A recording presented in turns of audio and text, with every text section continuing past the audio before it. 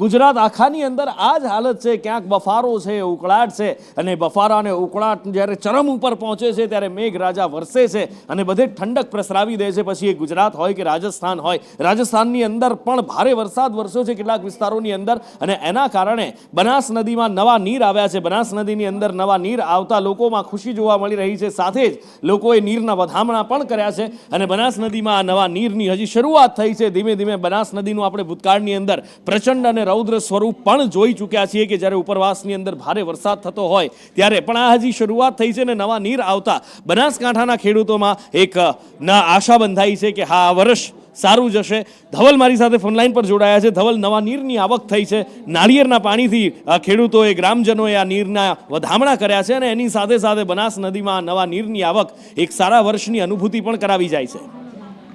નુપુર, ચોક્કસથી વાત કરવામાં આવે તો બનાસ નદી એ બનાસકાંઠાના લોકો માટે જીવાદોરી સમાન નદી છે। આ નદીમાં જ્યારે જ્યારે નીર આવ્યા છે ત્યારે ત્યારે બનાસકાંઠાના ખેડૂતો છે તે હરખાયા છે। ત્યારે કહી શકાય કે જે પ્રકારે છેલ્લા 3 દિવસથી બનાસકાંઠા જિલ્લામાં વરસાદી માહોલ જામ્યો છે ને તે સાથે જ રાજસ્થાન એટલે કે ઉપરવાસમાં પણ સારો એવો વરસાદ થયો છે।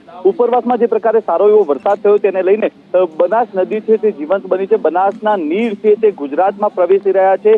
ગુજરાતનું જે આવલ ગામ છે ત્યાં સુધી બનાસના નીર છે તે પહોંચી ચૂક્યા છે।